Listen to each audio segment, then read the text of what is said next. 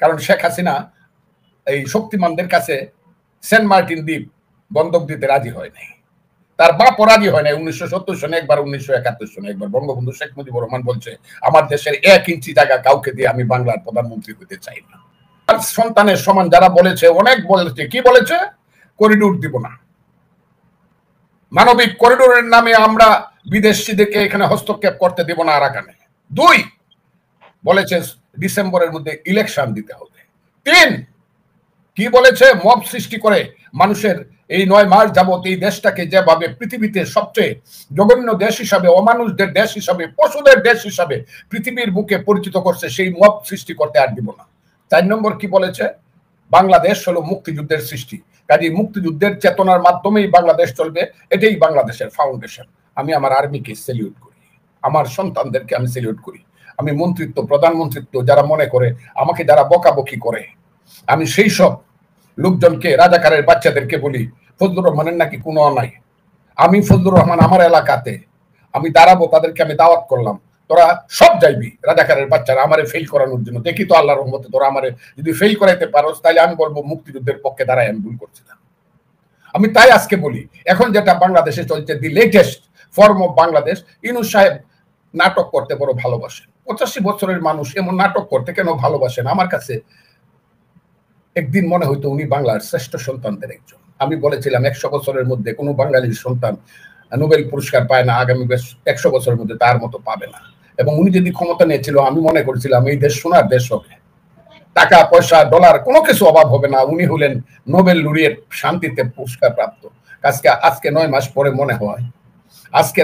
পরে মনে হয়, মেসি ফুটবল ভালো খেললেও, ম্যারাডোনা ফুটবল ভালো খেললেও, রোনালদো ফুটবলের শ্রেষ্ঠ প্লেয়ার হইলে পরেও ওর হাতে ক্রিকেটের বল দেওয়া ঠিক হবে না, বা ক্রিকেটের ব্যাট দেওয়া ঠিক হবে না।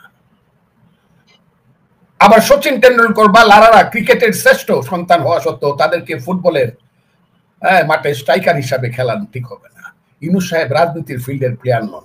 এনজিও করাই ওনার সাথে 7-5-12 কথা কইব, সকাল বিকাল রাত্র দুপুর, কথার পরিবর্তন করব, বিদেশ থেকে টাকা আনবো, 50% টাকা নিজেরা রাখবো, আর 50% টাকা মানুষের জন্য খরচ করে আবার এখান থেকে সুদ আদায় করে আবার বিদেশকে দিব। তাদের জন্য ওইটাই বোধহয় ভালো ছিল। ইউনূস সাহেবের বোধহয় রাষ্ট্র ক্ষমতা চালাইতে আসা ভালো হয় নাই, কারণ উনি রাষ্ট্রটাকে, কি বলবো আপনাকে, বলে শেখ হাসিনা সব লুট করছে। হ্যাঁ, শেখ হাসিনা অনেক টাকা লুট করছে। শেখ হাসিনা সরকার, ওই সালমান রহমানরা, ওই এস আলমরা, ওই আজিজ গ্রুপ যা আছে, আমি স্বীকার করলাম, শেখ হাসিনা বাংলাদেশকে থেকে সমস্ত টাকা লুট করছে, বাংলাদেশকে টাকা লুট করে শেষ করে দিচ্ছে। আর ইউনূস সাহেব বাংলাদেশটারই শেষ করে দিতে চায়। দুজনের ডিফারেন্স হলো এটা। শেখ হাসিনার টাকা লুট করছে, দুর্নীতি করছে, আমি যদি মেনেও নেই, দেশটাকে লুট শেষ করে দেয় নাই। কাজে শেখ হাসিনা বাংলাদেশটাকে বিক্রি করে নাই। কিন্তু ইউনূস সাহেব এখন কি করতেছে? ইউনূস সাহেব বলতেছে চট্টগ্রাম বন্দর আমি যারা পৃথিবীতে ভালো চালাইতে পারবে তাদেরকে দিয়ে দিব। আমি ইউনূস সাহেবকে প্রশ্ন করছি, মুক্তিযুদ্ধ করছি আমি, মুক্তিযুদ্ধের পেট ছিঁড়ে বাংলাদেশ হয়েছে, তাইলে বাংলাদেশ তো আমার মা, বাংলাদেশ আমার মা। আমার মা খুব গরিব, পুরান শাড়ি পরে, আমি তাকে ভালো শাড়ি পরাইতে পারি না, তাকে ভালো খাবার দাবার দিতে পারি না, কিন্তু আমার মাকে আমি মনে করি সুন্দরী মম জননী বঙ্গভূমি, সুন্দরী মম জননী বঙ্গভূমি, তুমি আমার মা, আমি মনে করি।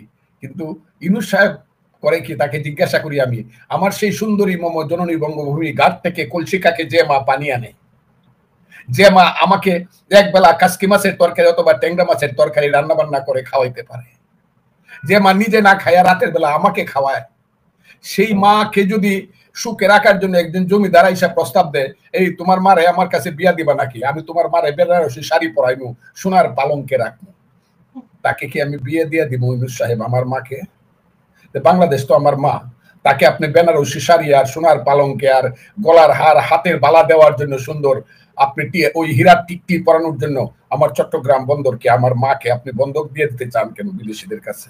আপনি কি দেশটাকে ভালোবাসেন না?